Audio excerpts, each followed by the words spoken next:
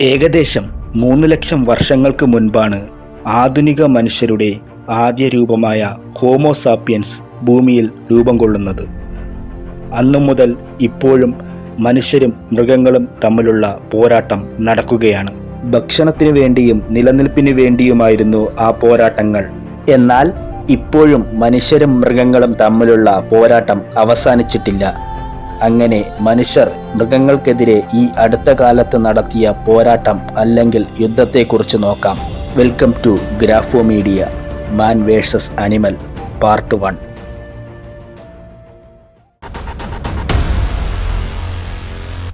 വർഷം 1788 ജനുവരി മാസം 18. ഓസ്ട്രേലിയ എന്ന രാജ്യത്തിൻ്റെ കിഴക്കൻ തീരം. അവിടെ ഇന്ന് ബോട്ടണി ബേ എന്ന് അറിയപ്പെടുന്ന ഉൾക്കടൽ. ആ ഉൾക്കടൽ തീരത്ത് നിന്നും ഒരു അബോറിജിനൽ ഓസ്ട്രേലിയൻ മനുഷ്യൻ കടലിലേക്ക് ഒരു കാഴ്ച കണ്ട് നിൽക്കുകയാണ്. ബോട്ടണി ബേയിലൂടെ തീരത്തേക്കടുക്കുന്ന ഒരു ഫ്ലീറ്റിനെയാണ് അയാൾ കാണുന്നത്. ഒരു ഫ്ലീറ്റ് എന്നാൽ ഒരു കൂട്ടം കപ്പലുകൾ എന്നാണ് അർത്ഥം. ആ ഫ്ലീറ്റിൽ 11 കപ്പലുകൾ ഉണ്ടായിരുന്നു. ഓസ്ട്രേലിയയിലേക്ക് സ്ഥിരതാമസത്തിനായി കുടിയേറിയ ആദ്യ യൂറോപ്യൻ സംഘത്തെയായിരുന്നു ആ അബോറിജിനൽ മനുഷ്യൻ കണ്ടത്.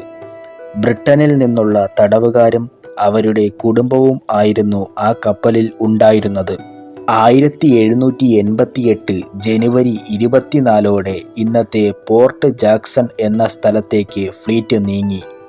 ആ സ്ഥലത്ത് ആദ്യ യൂറോപ്യൻ സെറ്റിൽമെൻറ്റ് സ്ഥാപിച്ചു. അതായിരുന്നു ഇന്നത്തെ സിഡ്നി നഗരമായി വളർന്ന സ്ഥലം. ശേഷം അമേരിക്കയിൽ എന്ന പോലെ ഓസ്ട്രേലിയയിലും വെള്ളക്കാർ ആയുധബലം കൊണ്ടും ബുദ്ധി കൊണ്ടും അബോറിജിനൽ മനുഷ്യരെ കീഴടക്കി ഓസ്ട്രേലിയ മുഴുവൻ പിടിച്ചെടുത്തു. യൂറോപ്യൻ സംസ്കാരം ഓസ്ട്രേലിയയിൽ വളർത്തി. അവിടെ കൃഷിയും വ്യവസായവും കൊണ്ടുവന്നു. 71 വർഷങ്ങൾക്ക് ശേഷം 1859 തോമസ് ഓസ്റ്റിൻ എന്ന വ്യക്തി തൻ്റെ വിനോദ സമയങ്ങൾ വേട്ടയാടി രസിക്കുവാനായി 24 മുയലുകളെ തൻ്റെ കൈവശമുള്ള ഭൂമിയിലേക്ക് തുറന്നുവിടുന്നു. ഓസ്ട്രേലിയയുടെ ഭൂപ്രകൃതി തന്നെ മാറ്റിമറിച്ച ഒരു പ്രവൃത്തിയായി അത് മാറി. കോടിക്കണക്കിന് വർഷങ്ങളായി മറ്റ് ഭൂപ്രദേശങ്ങളിൽ നിന്നും മാറിക്കിടന്നിരുന്ന ഓസ്ട്രേലിയയിൽ മുയലുകളെ ബാധിക്കുന്ന രോഗാണുക്കളോ പ്രകൃതിയാലുള്ള ഇരപിടിയൻ ജീവികളോ ഇല്ലായിരുന്നു. മാത്രമല്ല ആവശ്യത്തിലധികം ഭക്ഷണവും മുയലുകൾക്ക് കിട്ടിയിരുന്നു. അതോടെ മുയലുകൾ പെറ്റുപെരുകുവാൻ തുടങ്ങി. 1900-ൻ്റെ ആരംഭത്തോടെ ഓസ്ട്രേലിയയുടെ ഭൂപ്രകൃതിക്ക് മാറ്റങ്ങൾ സംഭവിക്കുവാൻ തുടങ്ങി. കൃഷിഭൂമികൾ മുയലുകൾ കയ്യേറി നശിപ്പിച്ചു. ഓസ്ട്രേലിയയിൽ മാത്രം കണ്ടുവന്നിരുന്ന ചെടികളും വൃക്ഷങ്ങളും മുയലുകൾ തിന്നു തീർത്തു. ചിലയിനം ചെടികൾ എന്നേക്കുമായി ഭൂമിയിൽ നിന്നും അപ്രത്യക്ഷമായി. മരങ്ങളുടെ തൊലികൾ മുയലുകൾ തിന്നതോടെ മരങ്ങളും ഉണങ്ങുവാൻ തുടങ്ങി. ചെടികളും മരങ്ങളും ഇല്ലാതായതോടെ മണ്ണൊലിച്ചിലും മേൽമണ്ണ് കാറ്റിൽ പറക്കുവാനും തുടങ്ങി. പുല്ലുകൾ ഇല്ലാതായതോടെ കന്നുകാലി വളർത്തലും തടസ്സമായി. അവിടെ ജീവിച്ചു വന്നിരുന്ന മറ്റു മൃഗങ്ങളുടെ ആഹാര ശൃംഖല തന്നെ അവതാളത്തിലായി. ഓസ്ട്രേലിയയിൽ റാബിറ്റ് പ്ലേഗ് പടർന്നു പിടിച്ചു.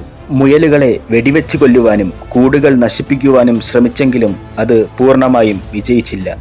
അതോടെ ഓസ്ട്രേലിയൻ ഗവൺമെൻറ് പടിഞ്ഞാറൻ ഓസ്ട്രേലിയയിൽ തെക്കുവടക്കായി ഒരു വലിയ വേലി നിർമ്മിക്കുവാൻ തുടങ്ങി. അതാണ് ഇന്നറിയപ്പെടുന്ന റാബിറ്റ് പ്രൂഫ് ഫെൻസ്. എന്നാൽ മുയലുകൾ അതും മറികടന്നു. അങ്ങനെ 1950 ഓസ്ട്രേലിയൻ ഗവൺമെൻറ് മറ്റൊരു പദ്ധതി കൊണ്ടുവന്നു. മിക്സമറ്റോസിസ് എന്നൊരു വൈറസ് പ്രയോഗമായിരുന്നു അത്. ആ വൈറസ് പ്രയോഗം വിജയിച്ചു. ആ സമയത്ത് മുയലുകളുടെ എണ്ണം ഏകദേശം 60 കോടിയായിരുന്നു.